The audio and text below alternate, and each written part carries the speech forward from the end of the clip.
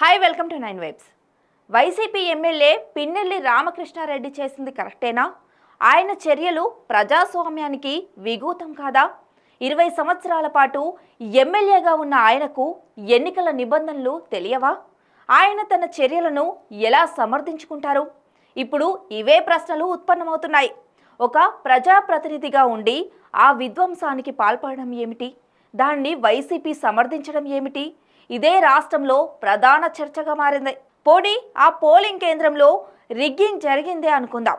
దానిపై న్యాయ పోరాటం చేయాల్సిన అవసరం ఒక సీనియర్ ప్రజాప్రతినిధిగా పిన్నెల్లి రామకృష్ణారెడ్డిపై ఉంది. కానీ చట్టాన్ని తన చేతుల్లోకి తీసుకోవడం, ప్రజాభిప్రాయం నిక్షిప్తమైన ఈవీఎంలను ధ్వంసం చేయడం దేనికి సంకేతం?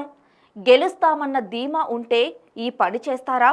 విజయంపై నమ్మకం లేక ఓడిపోతారన్న భయంతోనే ఈ తరహా చర్యలకు దిగారని ప్రతి ఒక్కరూ అభిప్రాయపడుతున్నారు. సంఘటన జరిగి బయటపడిన తర్వాత సిట్టింగ్ జడ్జితో విచారణకు సిద్ధమంటున్న ఆయన ఆ పోలింగ్ కేంద్రంలో అవకతవకలు జరిగాయి అనుకుంటే ఎందుకు ఫిర్యాదు చేయలేదు? చట్టాన్ని తన చేతుల్లోకి ఎందుకు తీసుకున్నారు? తానే ఎందుకు జడ్జిమెంట్ ఇచ్చారు అన్నది స్పష్టం చేయాల్సిన అవసరం ఆయనపై ఉంది. పిన్నెల్లి రామకృష్ణారెడ్డిని పక్కన పెడదాం.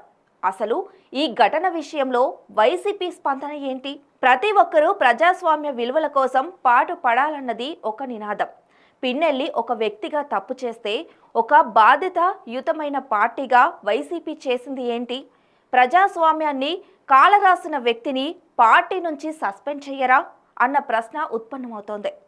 పిన్నెల్లి చేసింది తప్పు అయితే దానిని సమర్థించి వైసీపీ మరింత తప్పు చేసింది. తమకు ప్రజాస్వామ్య విలువలతో సంబంధం లేదన్నట్లు వ్యవహరించింది. ఈరోజు పిన్నెల్లి అవుతారు, రేపు పొద్దున మరో పార్టీ సైతం తమ పార్టీ నేతల విధ్వంసకాండకు ఇలానే సమర్థిస్తే ప్రజాస్వామ్యం ఫరిడవిల్లుతుందా అన్న ప్రశ్నకు సమాధానం దొరకని పరిస్థితి.